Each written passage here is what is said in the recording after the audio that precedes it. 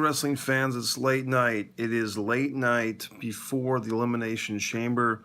Shane McKenna of the Wrestling Fans Group, about 12 hours ago, maybe more, about 15 hours ago, actually, requested that I do a interview or a promo or a take or a rant on The Undertaker. Is he really retiring? Actually, at the time, Shane was just asking me if I thought that The Undertaker should wrestle another match at WrestleMania, or is he going to AEW?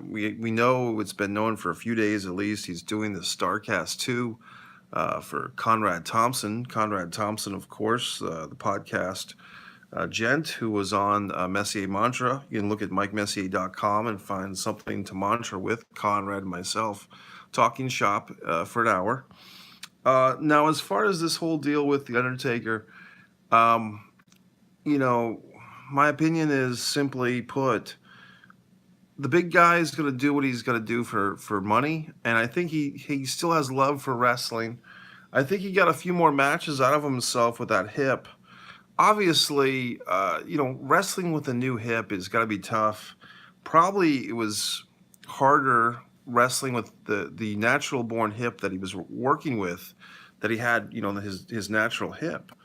The guy, he still has the presence, he still has the mic work. Would you like to see The Undertaker as a manager or just a leader of a group, perhaps, or a mentor? But I think for some of these guys, it's just hard for them to get older, and especially when the big paychecks are coming in. What are my thoughts on Undertaker? Is he going to wrestle WrestleMania? I don't know. They put a lot of energy and a lot of time goes into those Undertaker matches every year. And when was the last time The Undertaker didn't wrestle at WrestleMania? I mean, you might have to go back to 2000, the year 2000 that The Undertaker didn't wrestle. Unless I'm forgetting something. But in any event, I kind of feel like maybe The Undertaker shouldn't wrestle this year at WrestleMania, but he probably will. If I really had to put my money on it, I'd say he will wrestle at Undertaker. At WrestleMania, he will get a victory. Moving forth, now this video is titled Undertaker Graves Controversies. Look, it's one of those things where if you try to be discreet or you try to show respect, I can come out here and I can say, I don't want to talk about it because I want to respect their privacy. But obviously every asshole in the world is going to be talking about it, which is this, the wife of Corey Graves posted on Instagram that she's accusing her husband of having an affair. And you can try to be cutesy about it, but fucking, she tagged the @ symbol Carmella. And, it's sure, I could hold my tongue, but you're going to know it anyway. And the 50 or 100 people that watch this video, it doesn't really matter. If you're getting this deep into wrestling lore that you are watching Mike Messier talk about WWE at 3 in the morning, then you know that this accusation has come forth. And what are my thoughts? I remember, was it a month or 2 months ago that there was rumors of Carmella with John Cena, and that might have had not something to do, but John Cena found himself in Carmella's loving arms after the Nikki Bella breakup. So, I mean, Carmella, you're representing Rhode Island here, lady. And, so the next thing is, with Corey, I don't like Tattoo Neck. Tattoo Neck Corey Graves insulted Christ and Christianity on Easter of all things. Easter! So I haven't liked Corey for a while. I don't like his commentary. I find it's just so over the top with the Mandy Rose stuff. No, people are having fun because they're going so deep into this, kind of accusing, mentioning Mandy Rose. But honestly, how can you blame people?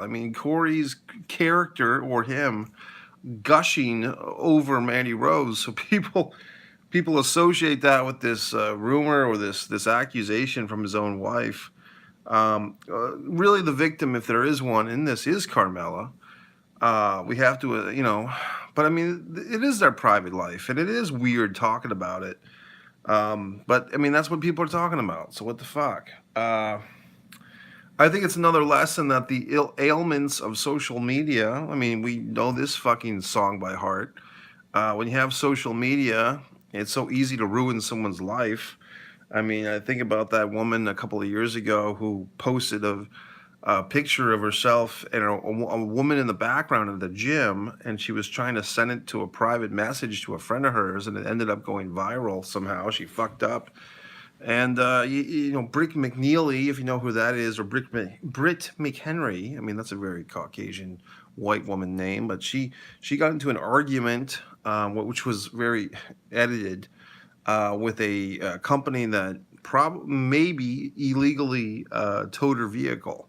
If you remember that controversy, and she got suspended from her job, and some people thought she should be fired, and you know, because she was yelling at this car place. But I mean, she was taped illegally. So my point is, privacy and people's protection of their own privacy is at an all-time low, and people's consideration on other people and what they go through in their private life. People just don't give a flying shit. You know, whether it's Hulk Hogan in his tirade, whether it's Brickman Henry, celebrities, Paige, in wrestling, or whoever else that have their nudie pics exposed for the world.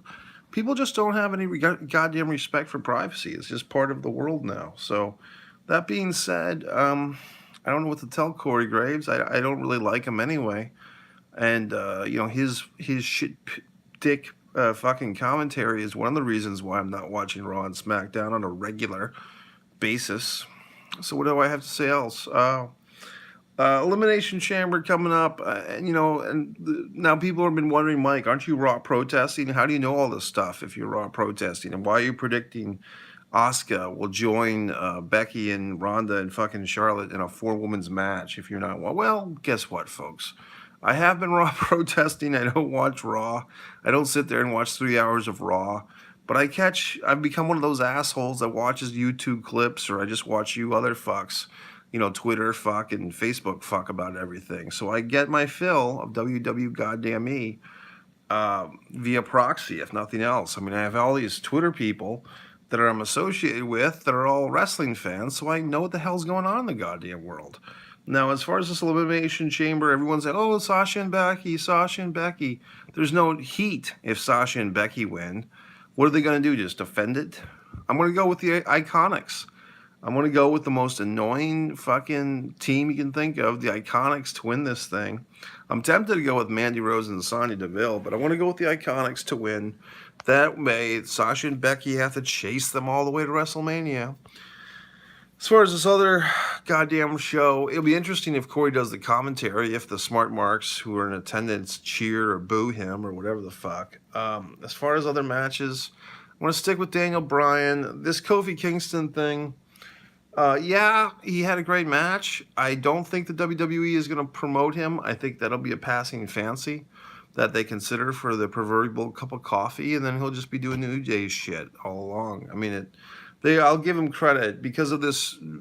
Shane McKenna asked me to do this goddamn video. I did go to WWE.com looking for Undertaker retirement news, nothing there, and I found this fucking photo series of superstars pay tribute to HBK. So I look at this goddamn thing. Okay, Triple H's best buddy, Shawn Michaels, yes. But it's like you're looking at these pictures, and it goes back to that same old adage of, why is Shinsuke Nakamura dressing up as Shawn Michaels? I mean, when they put the Iconics as Diesel and Shawn, that's kind of hot in a weird way. Who's really the star of this photo shoot is Sonya Deville. Sonya Deville dressed up as Sherry Martel. You see a whole new side of Sonya that you don't get to see, a very kind of vivacious and sensual side. I think she does Sherry proud. Tip to the queen. But as far as why are these wrestlers dressing up as other wrestlers? I mean, that's when you get into this whole thing of generational warfare. And you wouldn't see Shawn Michaels dressing up as Buddy Rogers or, on a fucking photo shoot. So it's just a weird thing where the wrestlers of today are living in the goddamn shadow of wrestlers from 20 years ago. I mean, the popularity of a podcast by Conrad Thompson proves that. I mean, this stuff is 20 years old, and it's more over than the goddamn stuff today. So there you fucking have it, folks. I hope this video has been informative. Someone has said that some of my videos are not synced properly with audio. I don't know what the fuck to tell you. I'm doing the best I can, but I apologize for that. I don't mind if you listen to my heartwarming voice and then go open up another window in your computer, but you can watch me if you want, if you find my face to be friendly. But anyway, thanks for everyone who's been chiming in, sharing keep on sharing them. I mean, keep these videos, unlike Finn Balor's for everyone gimmick, are for everyone. Obviously, Finn can't share his message of inclusion in Saudi Arabia, but I can. So share the goddamn videos, retweet them, share them, blah, blah, blah. I don't know if I answered your questions, Shane, about The Undertaker. I mean, I guess I would just say that in my opinion, my opioid opinion, my opinion, not opioid, but my opinion would be Undertaker will wrestle at WrestleMania this year. He will beat somebody.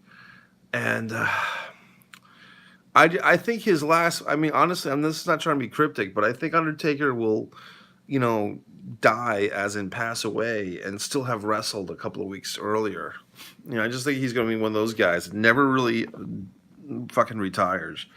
And the other thing, picking the Iconics, I'm picking fucking Daniel Bryan. And as far as Corey Graves and his marital woes, I don't know what to say. I mean, I feel like it's one of those deals. It reminds me of, if you remember that Johnny Nitro Molina controversy. She posted some very private photos of his medications. And you can't trust women. I mean, is that the goddamn lesson of the day? Maybe it is. Don't trust women, especially if you're in the wrestling business. MikeMessier.com.